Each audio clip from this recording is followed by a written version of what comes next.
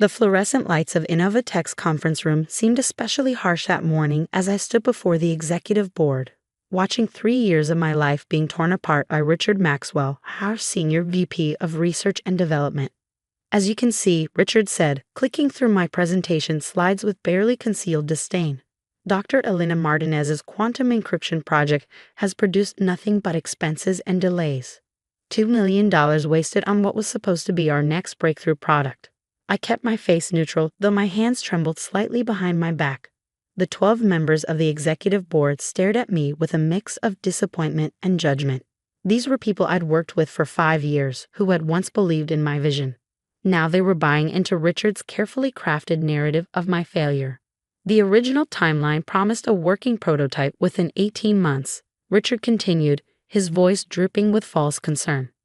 Yet here we are, 3 years later, with nothing to show but complicated theories and failed tests. That wasn't true, and Richard knew it.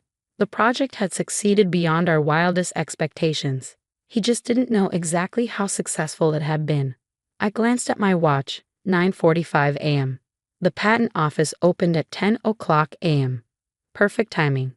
Dr. Martinez, CEO Margaret Chen spoke up, her expression stern. Do you have anything to say in your defense? I straightened my spine, remembering the moment 3 years ago when I first pitched this project. I had been so naive then, so trusting. I believed that innovation and hard work would always be rewarded, that corporate politics couldn't touch pure scientific achievement. I'd learned better since then. Actually, Mrs. Chen, I do have something to say. I opened my laptop, typing quickly. But first, I think we should wait for an important email that should be arriving any minute now. Richard's smirk faltered slightly. We don't have time for theatrics, Elena. This meeting is about your failure to deliver. 3 years ago, I cut in, my voice steady. When I first proposed this project, you called it, and I quote, a pipe dream better suited for science fiction than a serious tech company. Do you remember that, Richard? He shifted uncomfortably. The point, I continued, is that you then spent 6 months trying to kill the project. When that failed, you suddenly became its biggest supporter. Funny how that happened right after my first successful test, isn't it? The board members exchanged glances. They knew Richard's reputation for claiming credit for successful projects, but he'd always been too clever to leave evidence. Until now. My laptop chimed. Right on schedule. Ah, perfect timing, I said, turning my screen toward the board. This email is from the U.S. Patent Office, confirming the registration of Patent No. US 10,547,832 B2. Quantum encryption method and system for secure data transmission. I paused, letting that sink in. Filed 18 months ago under my private company, Martinez Quantum Solutions. The color drained from Richard's face. You can't do that. Any innovations developed here belong to Innovatech. It's in your contract. I smiled, pulling out a thick folder. Actually, Richard, let's talk about contracts. Specifically, the one you modified after realizing this project might succeed. I distributed copies to each board member. You see, Richard got a bit sloppy in his excitement. When he altered my original contract to try to claim full ownership of my research, he didn't realize I'd already documented everything. Every original design, every test result, every modification, all legally registered under my private company before he made his move. CEO Chen was already flipping through the documents, her expression darkening. Richard, is this true? It's a trick, he sputtered, but his face had gone pale. She's trying to steal company property. Page 3, I interrupted calmly. That's a copy of my original contract showing the intellectual property clause Richard altered. Page 4 shows the digital forensics report proving when the changes were made. Page 5 contains emails between Richard and various patent attorneys from 8 months ago, discussing how to claim ownership of my work. The room had gone deathly quiet. I checked my watch again. 10:15 a.m. By now, our competitors have received official notice that the quantum encryption technology they've been trying to reproduce is protected by my patents. The same technology that Richard here was planning to announce as his own breakthrough at next week's tech conference. Richard lunged for my laptop, but security was faster. They'd been quietly summoned by CEO Chen while I was talking. Take Mr. Maxwell to his office, Chen ordered. He is to be supervised while collecting his personal belongings. As Richard was led away, still protesting, Chen turned to me. Dr. Martinez, I believe we need to have a private conversation about the future of quantum encryption at Innovatech. Perhaps over lunch. I nodded, gathering my materials. I'd like that, Mrs. Chen. I have some ideas about restructuring the R&D department that I think you'll find interesting. As I packed up my laptop, I caught sight of my reflection in the conference room's glass wall. I looked different somehow, stronger, more confident. The nervous researcher who had started this project 3 years ago was gone, replaced by someone who had learned to play the game better than those who had tried to exploit her. Walking back to my office, I passed the lab where I'd spent countless nights working on my failed project. The team was there, pretending to work while sneaking glances at me. They'd known something was coming. I'd made sure my most trusted colleagues were prepared. But they hadn't known exactly what. Team meeting in 5 minutes, I announced, unable to hide my smile. We have some exciting changes to discuss. My phone buzzed. A message from my patent attorney. Second filing confirmed. Subsidiary applications all clear.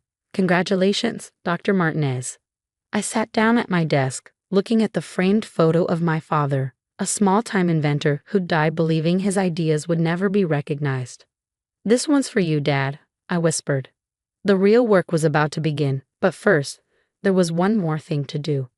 I opened my drawer and pulled out a sealed envelope, my resignation letter, prepared months ago. I wouldn't need it now. Instead, I took out a lighter and watched it burn, thinking about the meeting I'd have with CEO Chen over lunch. Sometimes the best revenge isn't leaving. Sometimes it's staying and rebuilding something better from the ashes of what others tried to destroy. My computer chimed again. An email from Richard's secretary, marked urgent. Subject line, please don't do this. I deleted it without reading it. The time for pleading was long past. Now it was time for transformation, not just of Innovatech's R&D department, but of the entire industry. Because what Richard never understood was that my quantum encryption project wasn't just about securing data. It was about changing how we think about information itself. The next few weeks at Innovatech were a masterclass in corporate transformation. Lunch with CEO Chen had lasted 3 hours, during which I laid out my vision, not just for the quantum encryption technology, but for rebuilding the company's entire research division from the ground up. The problem isn't just Richard, I explained, spreading out detailed organizational charts. It's the culture he created. Innovation doesn't thrive in an environment of fear and credit stealing. Margaret Chen, usually known for her poker face, couldn't hide her interest as I outlined my proposals. By the time dessert arrived, I had been promoted to Executive Vice President of Innovation and Research, with a mandate to implement sweeping changes. But transformation isn't easy, especially when you're dismantling decades of toxic corporate culture. The morning after Richard's departure, I walked into my new office, his old one, and found his loyal supporters waiting for me. James Davidson, Richard's former deputy, acted as their spokesman. We just want to understand, he said, arms crossed, how someone who couldn't deliver a working prototype somehow ended up in charge. I smiled, remembering all the times these same people had undermined my work, corroding Richard's doubts. Walking to the wall safe, already recoded to my biometrics, I pulled out a slim black device about the size of a smartphone. Hearing this prototype, James, I set it on the desk. The one Richard told you didn't exist? His eyes widened. Everyone in tech knew what a quantum encryption module should look like. They'd been theorized for years. This was exactly it, but smaller, sleeker, and actually working. But the tests, the failures, were carefully documented fabrications, I explained. Richard was so busy trying to steal credit, he never realized the failed tests were a smokescreen. The real development happened in my private lab, funded by the patents I'd already secured. Why? Another researcher asked. Why go through all that? Because Richard taught me something valuable. In this industry, it's not enough to be brilliant. You have to be strategic. I turned on the prototype, letting them watch as it effortlessly encrypted and decrypted test data. Now you all have a choice. You can either join me in building something revolutionary or you can find new jobs. But first, you'll need to sign updated NDAs. I slid a stack of documents across the desk. One by one they signed. Not out of loyalty, not yet, but out of recognition that the power dynamics had shifted. That would do for now. Loyalty could be earned later. The real work began the following week. I assembled a new core team, promoting overlooked talents from within the company and recruiting fresh perspectives from outside. Sarah Chen, a brilliant cryptographer Richard had repeatedly passed over for promotion, became my technical director. Tom Nguyen, whose innovative proposals had been repeatedly shelved, took charge of application development. But my masterstroke came from an unexpected quarter. Dr. Martinez, my assistant, poked her head in one afternoon. "There's a Kelly Maxwell here to see you. She says it's important." I recognized the name immediately. Richard's daughter, a recent MIT graduate. I'd met her at company events, seen the way Richard dismissed her technical insights despite her obvious brilliance, sent her in. Kelly entered cautiously, clutching a laptop. "Dr. Martinez, I know this might seem strange, but I've been working on an application of your quantum encryption technology for medical data systems. I think you should see this." For the next hour, she walked me through her ideas. They were innovative, elegant, and exactly what the healthcare industry needed. When she finished, I had only one question. "When can you start?" Her eyes widened. "You're offering me a job, even after what my father—" "I judge people by their own merits, Kelly, something your father never learned to do." She joined the team the next day. Richard's reaction when he learned his daughter was now working for me was satisfying but ultimately irrelevant. We had bigger things to focus on. The next 6 months were a blur of activity. We rolled up a quantum encryption system to critical acclaim, securing contracts with major healthcare providers, financial institutions, and government agencies. The stock price soared. More importantly, the culture in R&D transformed. Gone were the days of cutthroat competition and stolen credit. I instituted a new policy: all patents would be shared between the company and the inventors, with generous royalty agreements. Innovation flourished. Ideas that had been hidden away for fear of theft now came to light. 1 year after that fateful board meeting, I stood on stage at the Global Tech Summit, the same conference where Richard had planned to steal credit for my work. But instead of presenting just one innovation, I was showcasing an entire portfolio of breakthroughs from my transformed department. The future of technology, I told the packed auditorium, isn't about individual genius. It's about creating environments where innovation can thrive, where brilliant minds can collaborate without fear. In the front row, I saw Margaret Chen nodding in approval. Our market cap had tripled under the new approach. More importantly, Innovatech had become known as the place where serious innovators wanted to work. After the presentation, a young researcher approached me, clutching a notebook. "Dr. Martinez, your story, it's inspired so many of us. But I have to ask, weren't you afraid? Taking on someone so powerful in the company?" I thought about that moment in the boardroom, about the years of careful planning that had led to it. "Fear isn't always a warning," I told her. "Sometimes it's a sign that you're about to do something important." Later that evening, I returned to my office to find an unexpected email. It was from Richard, sent from his new position at a much smaller company. The subject line read, "You won." I deleted it without reading it, just like all his other attempts at communication over the past year. This had never been about winning or losing. It had been about building something that would last. On my desk, next to the latest prototype of our quantum encryption module, sat a framed magazine cover, Innovatech's Research Revolution. How Elena Martinez changed the game. But it wasn't the headline that caught my eye. It was the small photo in the corner, showing our diverse research team collaborating on new projects. That was the real victory, not the patents, not the profits, but the creation of a place where innovation could flourish without fear, where the next generation of brilliant minds could build their dreams without looking over their shoulders. My phone buzzed. Kelly Maxwell, sending me the latest test results from our new medical privacy system. Another breakthrough, her message read. "Dad always said quantum encryption in healthcare was impossible. Guess he was wrong about that too."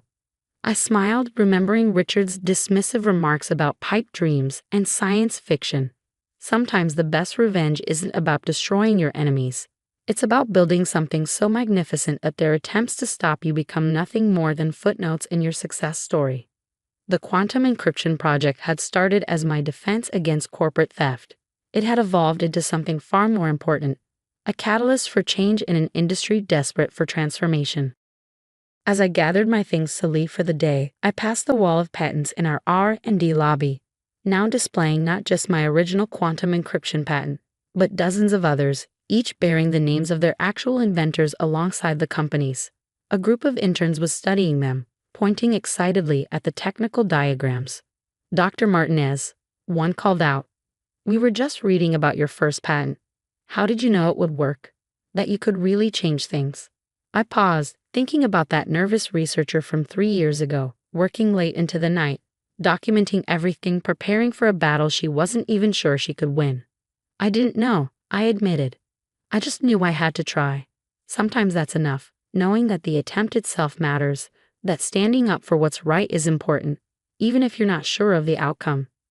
They nodded, turning back to their discussion of quantum mechanics and encryption protocols. I continued to my car, smiling as I heard their excited chatter fade behind me. The future of innovation was in good hands. That night, as I reviewed proposals for our next generation of security systems, I thought about how far we'd come. Richard had tried to steal a piece of technology, never understanding that the real value wasn't in the patent itself. It was in the mind that created it, in the environment that nurtured it, in the team that helped it grow. He had taught me an invaluable lesson. True innovation isn't just about protecting your ideas.